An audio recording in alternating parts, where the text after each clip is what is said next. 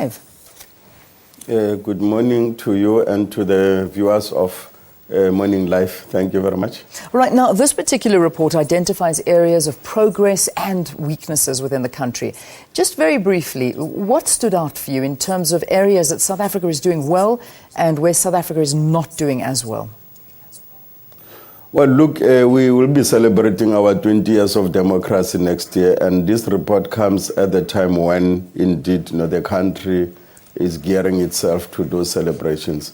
But in the celebrations, we ought to tell the people what we have achieved since 1994, the advent of democracy, and indeed to also indicate on the challenges. And some of the challenges, I think, are known as the issue of poverty and also the issue of inequality in society. That seems to be a growing gap between the have and the have-nots.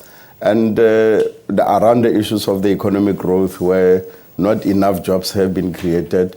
And although we do have a program as government, to intervene in some of those particular challenges, such as the expanded public works programs that created almost 3.7 million work opportunities for young people in particular and for women. However, that in itself, it means we need to do more in terms of growing our economy so that more and sustainable jobs can then be created. Yeah. But as you will know, Leanne, also that the world economy has not been doing so well, and the demand, in the world markets has slowed down, and that had an impact on South Africa's growth trajectory.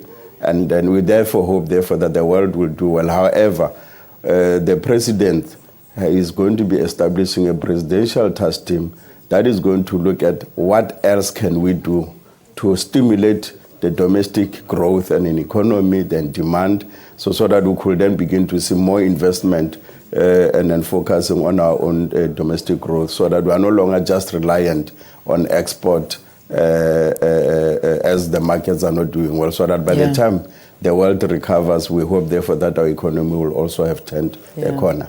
Now, in your statement, you said that the country has made tremendous strides in changing the lives of people. But a lot of people argue against this, and some people say that, only a few people have benefited, but the bulk of people are still living in poverty. What's your response to comments like this? Well, when we look at poverty, yes, there is poverty. One cannot deny that. But we have 52% of people, yes, who are living below the 577 rands only per day, that you have in South Africa. And that is quite a big number. It's almost over half the population. However, if you then look at the social programs and then the social investment that the government has put in, children from day of birth up to the age of 7, they gave free medical. The pregnant mothers also get free medical attention. You also have free basic services such as water and electricity for a particular amount of megawatts and also kiloliters. And those issues need to be counted into, say, government indeed has those particular programs. And then also the quality of life in as far as infrastructure is concerned, and then housing is some of those areas that the government is intervening. We have now almost built 5 million houses since the advent of democracy because of the backlog of housing in South Africa, which was huge and very big, but we are doing something and we need to do more, yes, so that all our people then can live better. Electricity access is now around 75%. Water access is almost at 90%.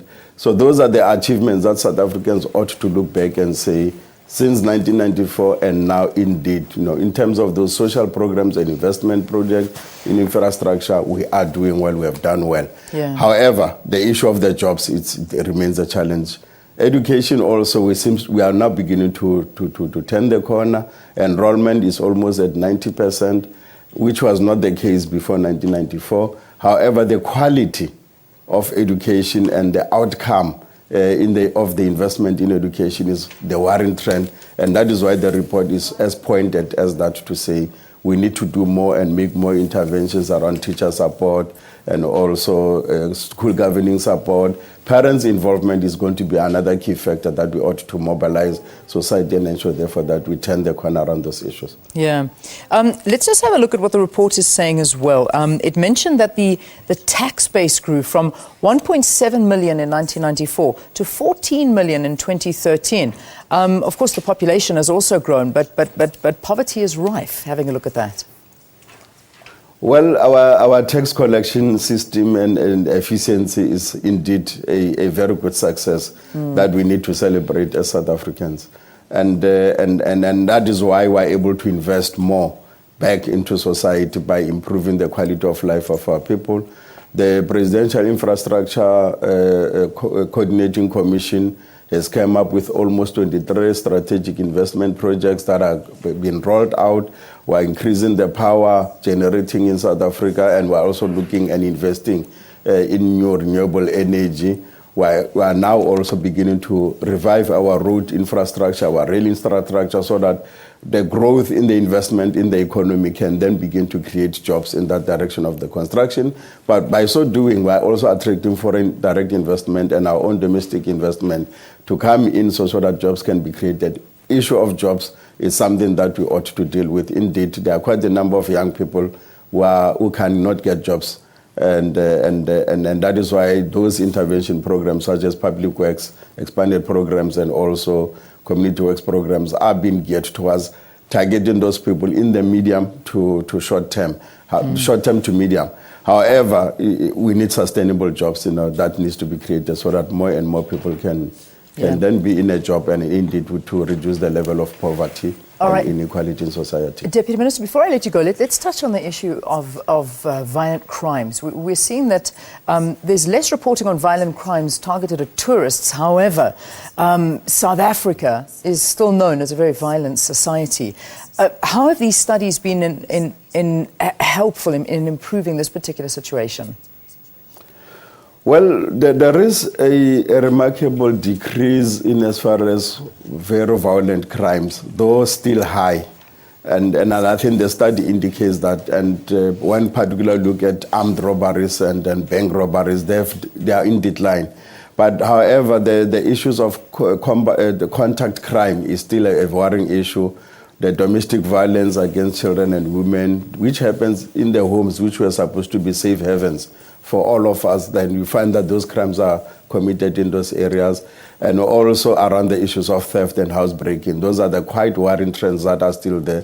But the police and the communities and the private sector and society as a whole has come together, and indeed, those where they have come together and working together, we're beginning to see results. And we'll be calling on all South Africans really to work with the police and work with government to ensure, therefore, that the scourge of crime is completely reduced so that we could feel free and then be free in our own country. All right, Deputy Minister, thank you very, very much for talking to us. That was Deputy Minister Obed Bapela. He is in the Presidency for Performance Monitoring and Evaluation, talking to us from our Cape Town studios.